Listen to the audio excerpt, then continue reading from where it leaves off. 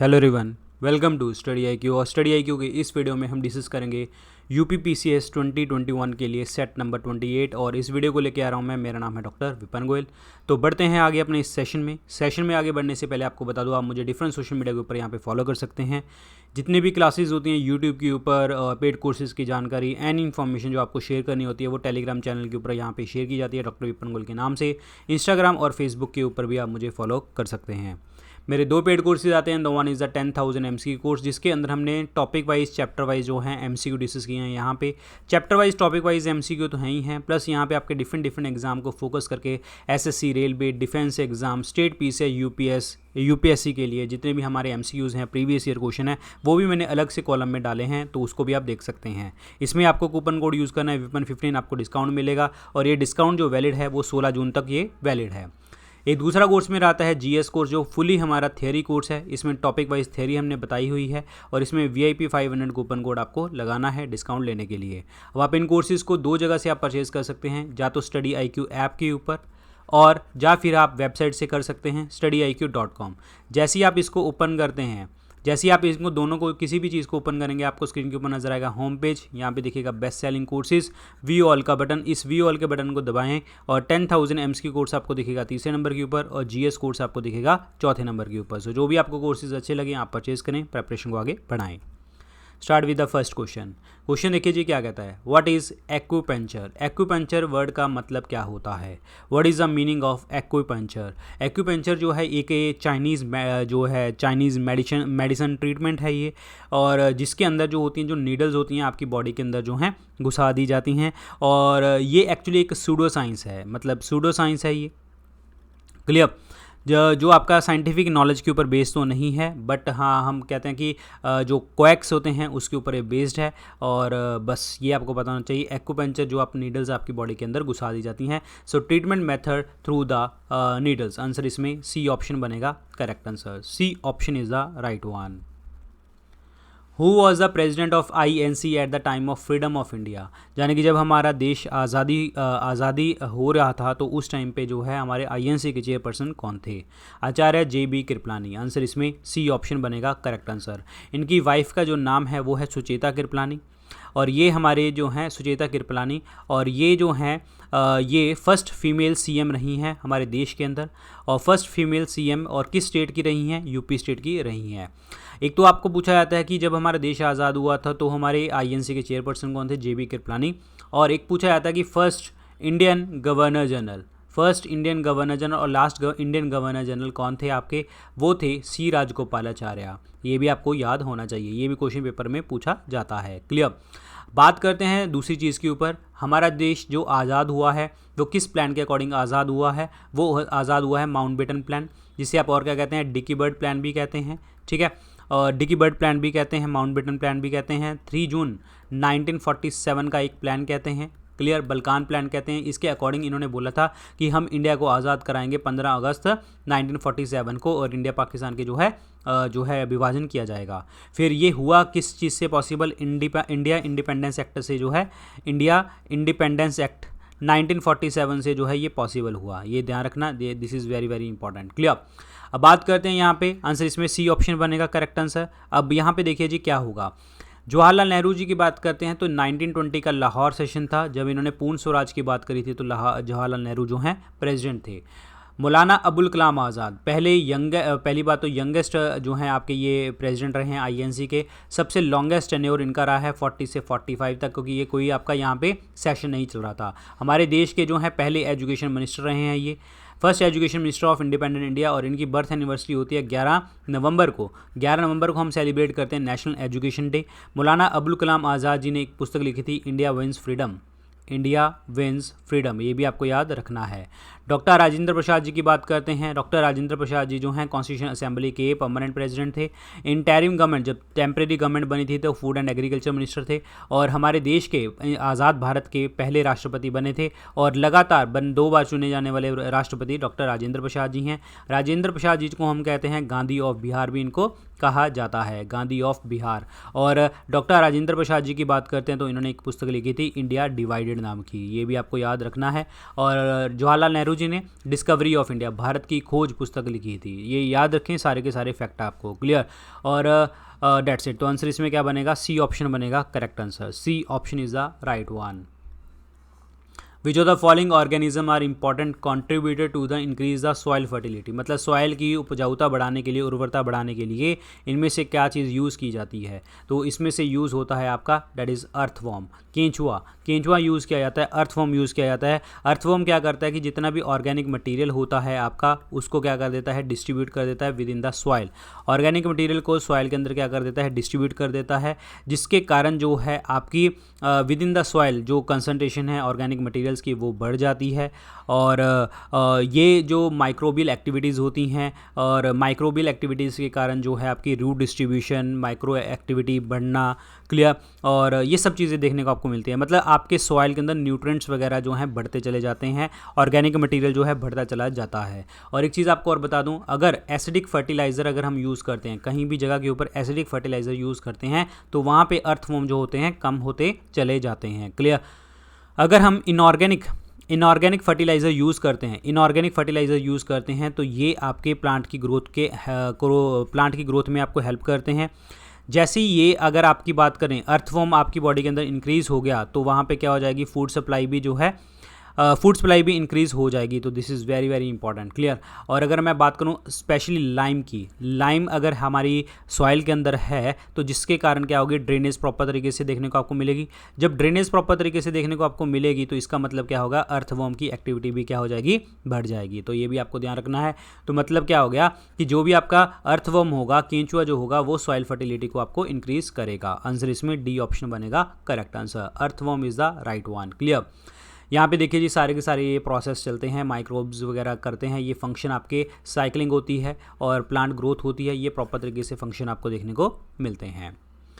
Which of the following is the organ which from which water, fat and various catabolic waste are excreted, मतलब ऐसा कौन सा organ है जहाँ से पानी, फैट और जितने भी आपके वेस्ट प्रोडक्ट्स होते हैं वो निकाले जाते हैं, वो आपका ऑर्गन है दैट इज़ आपका किडनी से जो है वाटर और फैट और जितनी भी मेटाबॉलिक एक्टिविटी से जो भी गंदमंद जो भी होता है, वेस्ट प्रोडक्ट्स जो होते हैं हमारी किडनी से निकाल दिए जाते हैं। और ये हमारी बॉडी के अंदर जो है आपके इलेक्ट्रोलाइट बैलेंस करने में आपको हेल्प करती है, एसिड बेस बैलेंस करने में आपको हेल्प करती है, ब्लड प्रेशर को मेंटेन करने के लिए हेल्प करती है, सॉल्ट एंड वाटर बैलेंस वगैरह चीज़ों को हेल्प करती है, मतलब प्रॉपर तरीके से मेंटेन करने के लिए। तो this is very very important part, clear. इससे जितने भी हमारे ऑर्गेनिक जो वेस्ट प्रोडक्ट हैं वो निकाल दिए जाते हैं, urea, ammonia and so on, clear. तो आंसर इसमें क्या बनेगा आपका, ए ऑप्शन बनेगा करेक्ट आंसर। किडनी का स्ट्रक्चरल एंड फंक्शनल यूनिट होता है आपका नेफ्रॉन। और ये जो प्रोसेस होता है, जब भी ये सारी चीज़ें बॉडी से वगैरह निकाली जाती हैं, उस प्रोसेस को हम क्या कहते हैं, अल्ट्रा फिल्ट्रेशन कहा जाता है, प्रानिस्पंदन उसको हम कहते हैं, ये याद रखिए, इंपॉर्टेंट है। स्प्लीन को अगर हम बात करें, जो स्प्लीन प्लीहा जिसे हम कहते हैं, तिल्ली भी वर्ड यूज़ करते हैं, इसको हम कहते हैं blood bank of the body, blood bank of the body इसको कहा जाता है। और जो आरबीसीज के लिए ग्रेवयार्ड होता है, वो मेन तो आपका क्या होता है, स्प्लीन होता है, दूसरे नंबर पे आपका लीवर आता है, ये याद रखना है। Skin is the largest organ of the body, सबसे बड़ा ऑर्गन है हमारी बॉडी के अंदर। इसके अंदर ग्लैंड्स होती हैं, सीबेशियस ग्लैंड जो पसीना वगैरह निकालती है, सीबम निकालती हैं। स्लाइवरी ग्लैंड में एक ही इंपॉर्टेंट है आपकी parotid gland, is very important. Parotid gland जो होती है चीक्स के ऊपर होती है, चीक्स के ऊपर, क्लियर, और चीक्स के ऊपर होती है। और अगर इसकी इन्फ्लामेशन हो जाती है तो मम्स हो जाता है, मम्स याद रखिए। तो आंसर इसमें क्या बनेगा, ए ऑप्शन बनेगा करेक्ट आंसर, किडनी, क्लियर। तो ये आपके एक्सक्रीटरी ऑर्गन्स हैं, स्किन, लंग्स, किडनी और liver. Which water body separate the Europe from Africa, Europe और अफ्रीका को अलग करने वाला वाटर बॉडी जो है वो कौन सा होता है। तो यहाँ पे देखिए जी, यूरोप और अफ्रीका को जो अलग करता है और कौन सी वाटर बॉडी है, तो this is called the state of Gibraltar, this is called the state of Gibraltar. State of Gibraltar दो ओशंस के बीच में है, अटलांटिक ओशन और मेडिटेरेनियन सी के बीच में। यूरोप में ये स्पेन को अलग करता है, किससे, अफ्रीका के मोरक्को से। दिस इज़ वेरी इंपॉर्टेंट, आप ये भी पेपर में आ सकता है, स्पेन एंड मोरक्को भी आ सकता है, यूरोप और अफ्रीका भी आ सकता है, अटलांटिक ओशन और मेडिटेरेनियन सी भी आ सकता है। तो बीच में सब में आता है आपका स्टेट ऑफ जिब्राल्टर। तो इस क्वेश्चन का जो आंसर बनेगा वो बनेगा आपका B option, strait of Gibraltar is the correct answer. Palk strait की बात करें PALK होगा, ये आपका इंडिया और श्रीलंका के बीच में है और ये ज्वाइन करवाता है किसको, ये अरेबियन सी और बे ऑफ बंगाल को जो है आपका कनेक्ट करवाता है। बेरिंग स्टेट की अगर हम बात करते हैं, बेरिंग स्टेट की, क्लियर, बेरिंग स्टेट क्या करता है, रशिया को यूएस से अलग करता है, रशिया को यूएस से अलग करता है। It's not Malaika, it's called Malacca. Malacca आपका जो है आपका स्टेट होता है। मलक्का स्टेट जो करता है ये किस चीज़ को अलग करता है, ये आपके जो है आपका माले पेनिसुला, माले पेनिसुला, ठीक है, और इसको अलग करता है किससे, Indonesian island, Indonesian island of Sumatra, Indonesian island of Sumatra को अलग करता है। तो ये भी आपको याद रखना है। So this is again very very important one. So answer इसमें क्या बनेगा आपका, बी ऑप्शन बनेगा correct answer. Strait of Gibraltar is the correct one, B option is the right one. इनमें से कौन सा ऐसा फोबिया होता है जो ओपन प्लेसेस और क्राउडेड प्लेसेस के लिए यूज़ किया जाता है, कि हाँ कोई पर्सन अगर ओपन प्लेस में रह रहा है या क्राउडेड प्लेस में रह रहा है उसको हम कहते हैं दैट इज़ कॉल्ड एगोराफोबिया, उसको कहा जाता है वर्ड। आंसर इसमें ए ऑप्शन बनेगा करेक्ट आंसर। एक होता है एफ्रोफोबिया। एफ्रोफोबिया क्या होता है कि अगर हम जो है एंटी अफ्रीकन सेंटिमेंट अगर आप रख रहे हो, एंटी अफ्रीकन सेंटिमेंट अगर रख रहे हो, अफ्रीका और अफ्रीकन डायस्पोरा का जो भी कल्चर होता है उनके लिए हेट्रेड अगर हम कहें, मतलब अफ्रीका के पीपल्स के लिए हेट्रेड की बात करें तो एफ्रोफोबिया इसको कहा जाता है। क्लोस्ट्रोफोबिया उसे कहते हैं कि अगर आप किसी एक स्पेस में बंद हैं, ठीक है, एक स्पेस में बंद हैं आप, जैसे गाड़ी वगैरह में, तो आपको सांस वगैरह एनग्जाइटी वगैरह फील होने लग जाती है, फियर और वगैरह वगैरह, तो डेट इज़ कॉल्ड क्लोस्ट्रोफोबिया। और शाइज़ोफ्रीनिया, शाइज़ोफ्रीनिया क्या होता है, सीरियस मेंटल डिसऑर्डर होती है और इसमें हम रियलिटी को इंटरप्रेट नहीं कर सकते और एबनॉर्मलिटी जो एबनॉर्मल तरीके से जो है हम इंटरप्रेट करते हैं। यहाँ पे आपकी हेलोसिनेशंस वगैरह मतलब आपके दिमाग में कुछ और ही चीज़ें चलती रहती हैं, डिल्यूजन वगैरह बनती रहती हैं, थिंकिंग बिहेवियर डिसऑर्डर वगैरह देखने को आपको मिलते हैं। तो इस क्वेश्चन का जो आंसर बनेगा वो बनेगा आपका A option, agoraphobia is the correct answer. Answer इसमें वन ऑप्शन बनेगा, this is the agoraphobia. At the centre of the earth the mass of an object will be. देखिए mass of the object will be क्या होगा, देखिए body की अगर हम बात करते हैं, देखिए अगर हम मास की बात करते हैं तो मास इंडिपेंडेंट होता है किसी भी जगह के ऊपर, कहीं पे भी कुछ भी हो सकता है। लेकिन अगर यहाँ पे वो वेट यूज़ करता है, वर्ड वेट, ठीक है, तो वेट हो जाता है ज़ीरो। मास हमेशा कांस्टेंट रहता है। और एक चीज़ आपको मैं बता दूं, weight is equal to m into g. Mass हमेशा कांस्टेंट रहेगा, ग्रेविटी हमेशा क्या होती है, बदलती है। ग्रेविटी सेंटर के ऊपर क्या हो जाती है, ज़ीरो, तो इसीलिए वेट भी ज़ीरो हो जाता है। और ग्रेविटी जो होती है आपकी जो होती है जैसे हम पोल्स के ऊपर जो होती है आपकी कम होती, पोल्स के ऊपर ज़्यादा होती है, जिसके कारण जो है पोल्स के ऊपर वेट क्या हो जाता है, मैक्सिमम हो जाता है। इक्वेटर के ऊपर जो वेट होता है आपका वेट, वो क्या हो जाता है, मिनिमम हो जाता है। क्यों मिनिमम हो जाता है, क्योंकि ग्रेविटी क्या हो जाती है, मिनिमम हो जाती है। तो इसलिए हम कहते हैं कि जब हम इक्वेटर से पोल्स की तरफ जाएँ तो वेट बढ़ता है, पोल से इक्वेटर की तरफ आएँ तो वेट घटता है। क्योंकि जो ग्रेविटी होती है वो किसके ऊपर डिपेंडेंट करती है, irreversible proportional to the radius, क्योंकि रेडियस से होगा और इक्वेटर की रेडियस बड़ी होती है और पोल्स की रेडियस से, इसी कारण जो है इक्वेटर के ऊपर जो वेट होता है वो आपका कम होता चला जाता है। तो वेट तो आपका जो है बदलेगा, लेकिन मास आपका हमेशा कांस्टेंट रहेगा। आंसर इसमें बी ऑप्शन बनेगा करेक्ट आंसर। तो यहाँ पे देखिए जी, मैंने जो ऐसे आपको बताई है, which of the following country has receive the INS Sindhuvir from India. जाने कि कौन सी कंट्री ने INS सिंधुवीर जो है लिया है, तो ये कंट्री है आपकी इंडिया से जिसने लिया है, डेट इज़ म्यांमार। आंसर इसमें बी ऑप्शन बनेगा करेक्ट आंसर। म्यांमार की बात करते हैं तो डेट इज़ कॉल्ड इट्स नेपैथा, जो है इनकी कैपिटल का नाम है। म्यांमार कायात इनकी करेंसी का नाम है। ऑफिशियल लैंग्वेज है बर्मीज़। तो आंसर इसमें बी ऑप्शन बनेगा correct answer, Myanmar is the right one. So ये है जी आपका INS Sindhuvir. Which of the following is a product of the body of a mollusc. Mollusc पहली बात तो जो है ये फाइलम है, दूसरा बड़ा फाइलम है। सबसे बड़ा कौन सा है, आर्थ्रोपॉड। क्लियर, याद रखिए, सबसे बड़ा फाइलम है आर्थ्रोपॉड, दूसरे नंबर पे आता है आपका मोलस्क। मोलस्क के अंदर जो प्रोडक्ट है आपका, इनमें से कौन सी चीज़ आती है, तो मोलस्क में प्रोडक्ट आता है आपका पर्ल, जिसे हम क्या कहते हैं, मोती। सो आंसर इसमें ए ऑप्शन बनेगा correct answer. A option is the correct answer, very very important part. Clear, ये पर्ल्स के लिए सबसे ज़्यादा यूज़ किया जाता है। आंसर इसमें ए ऑप्शन बनेगा करेक्ट आंसर। कोरल्स की बात करते हैं तो कोरल्स हमारे इंडिया में 4 हैं। तो 4 कहाँ पे हैं? गल्फ ऑफ कच्छ में, गल्फ ऑफ मन्नार में, लक्षद्वीप में, अंडमान निकोबार आइलैंड में। ये 4 जगह के ऊपर आपको कोरल्स देखने को आपको मिलते हैं। तो आंसर इसमें 1 ऑप्शन बनेगा करेक्ट आंसर। ये होते हैं जी आपके डेट इज़ जिसे हम क्या कहते हैं आपका, ये होते हैं आपके मोलस्क।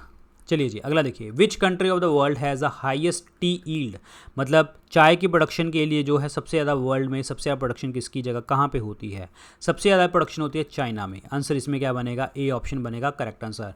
और इंडिया में आपको पता है जी, हम आपके असम के अंदर जो है सबसे ज़्यादा प्रोडक्शन है, वेस्ट बंगाल के अंदर, दार्जिलिंग वगैरह के अंदर देखने को आपको मिलती है। आंसर इसमें 1 ऑप्शन बनेगा करेक्ट आंसर। सो यहाँ पे जो है चाय की खेती के लिए है, देखो China number 1, India, then Kenya, बस यही याद रखो और कुछ याद करने की ज़रूरत नहीं है।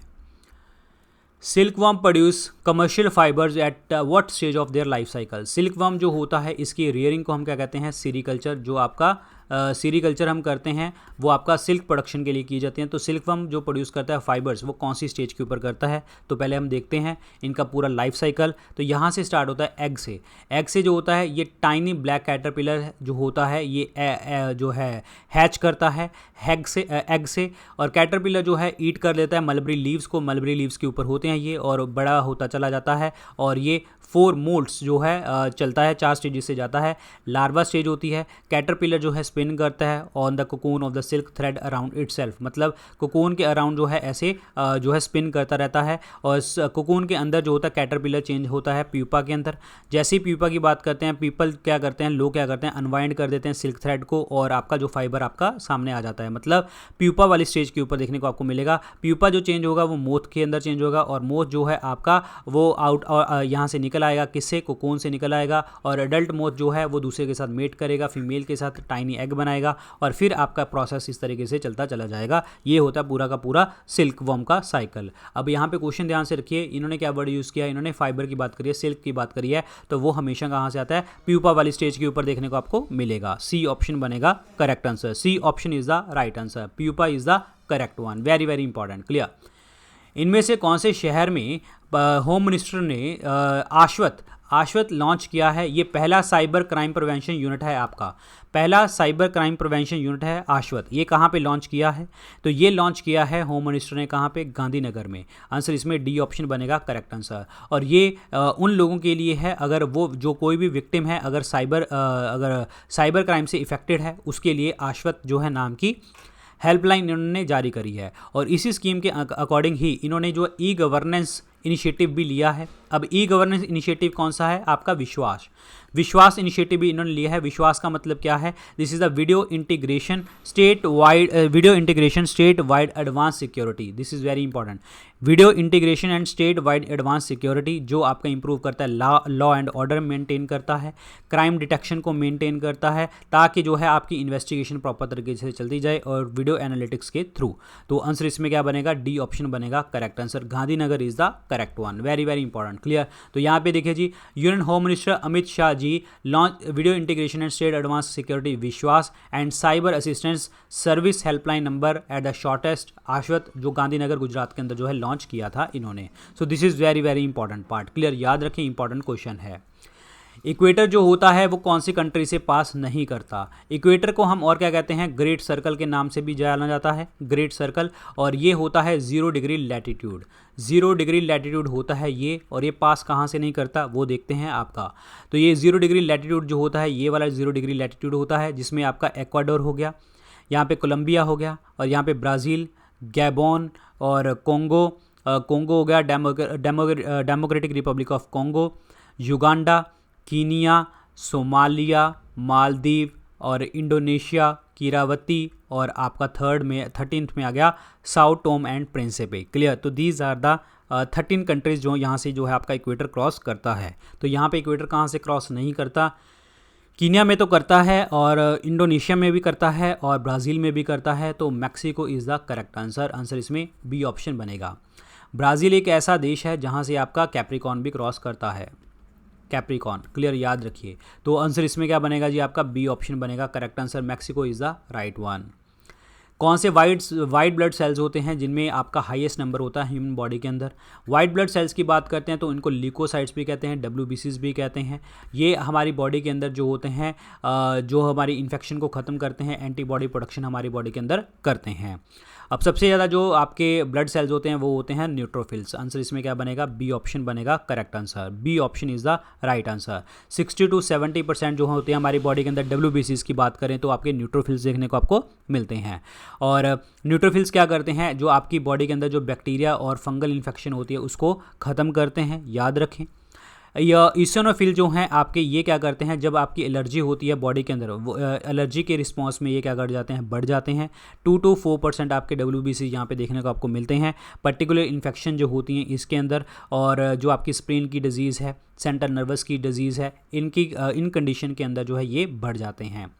बेज़ोफिल की अगर हम बात करते हैं तो बेज़ोफिल की बात करें तो बेज़ोफिल क्या करते हैं? जो आपका एलर्जी का रिस्पॉन्स के लिए, एंटीजन रिस्पॉन्स के लिए, ये जब होता है आपकी बॉडी में एलर्जी और एंटीजन, मतलब आपकी बॉडी में एलर्जिकल होती है तो एक केमिकल चीज़ निकलती है जिसे हम क्या कहते हैं? हिस्टामिन निकलता है, जो आपकी बॉडी के अंदर जो है ब्लड वेसल्स को क्या कर देता है? डायलेट कर देता है। तो this is very important again, clear. उसके बाद बात करते हैं यहाँ पे, उसके बाद हम बात करते हैं लिम्फोसाइट्स भी होते हैं हमारी बॉडी के अंदर। लिम्फोसाइट दो तरीके के होते हैं, बी लिम्फोसाइट और टी लिम्फोसाइट। बी लिम्फोसाइट जो होते हैं ये क्या करते हैं? एंटीबॉडी प्रोडक्शन करते हैं। एंटीबॉडी प्रोडक्शन तो करते हैं, ये पैथोजेंस को जो है बाइंड कर देते हैं और ख़त्म कर देते हैं। और टी सेल्स क्या करते हैं? ये आपके इम्यून सिस्टम को आपकी जो है स्ट्रॉन्ग बनाते हैं, इम्यून सिस्टम को स्ट्रॉन्ग बनाते हैं यहाँ पे, वेरी इंपॉर्टेंट। फिर लास्ट रहेगा जी आपका मोनोसाइट। मोनोसाइट को हम क्या कहते हैं? Vacuum cleaner. क्यों कहते हैं वैक्यूम क्लीनर? क्योंकि ये फैगोसाइटोसिस करता है। फैगोसाइटोसिस मतलब, फैगोसाइटोसिस का मतलब क्या हो गया कि जो आपका फंक्शन होता है आपका न्यूट्रोफिल्स का बिल्कुल सेम फंक्शन होता है। जितने भी आपकी पैथोजेंस होते हैं वो किल किए जाते हैं और टी सेल्स द्वारा, और उनको इनगल्फ कर लेता है कौन? मोनोसाइट वगैरह इनगल्फ कर लेते हैं। तो आंसर इसमें क्या बनेगा? बी ऑप्शन बनेगा राइट आंसर। न्यूट्रोफिल सबसे ज़्यादा देखने को आपको मिलते हैं। वाइट ब्लड सेल्स एक ऐसे सेल होते हैं जिनके अंदर जो है आपका न्यूक्लियस देखने को आपको मिलता है, केंद्रक देखने को मिलता है। तो इसीलिए अगर WBC टूटता है, अनकंट्रोल्ड डिवीजन होती है, तो उसको हम क्या कह देते हैं? कैंसर, ठीक है। अब WBCs के टूटने से कौन सा कैंसर होता है? That is called blood cancer. क्योंकि अगर हम बात करते हैं कि जो न्यूक्लियस होता है वो सिर्फ और सिर्फ आपके WBCs में होता है, RBCs के अंदर नहीं होता, प्लेटलेट्स के अंदर नहीं होता। सो ब्लड कैंसर जो होता है वो लिक्विस जो कारण होता है ब्लड सेल के टूटने से, और ब्लड कैंसर को हम क्या कहते हैं? ल्यूकीमिया भी कहा जाता है। और HIV जब होता है किसी पर्सन को, यानी कि एड्स जब होता है, एक्वायर्ड इम्यूनो डेफिशिएंसी सिंड्रोम, तो HIV होता है जब वायरस आता है तो हमारी बॉडी के अंदर जो होते हैं WBCs इफेक्ट होते हैं, टी सेल्स खत्म होने लग जाते हैं, याद रखिए। आंसर इसमें बी ऑप्शन बनेगा correct answer. So here are the जो है आपके types of blood cells, white blood cells. अगला देखिए जी, ऐसा एलॉय बताइए स्टील का जो आपका ऑटोमोबाइल पार्ट्स जैसे एक्सेल होता है, बॉल बेरिंग होता है, इन चीज़ों को बनाने में आपको हेल्प करता है। और इसमें जो आपको हेल्प करता है वो करता है स्टेनलेस स्टील। आंसर इसमें डी ऑप्शन बनेगा करेक्ट आंसर।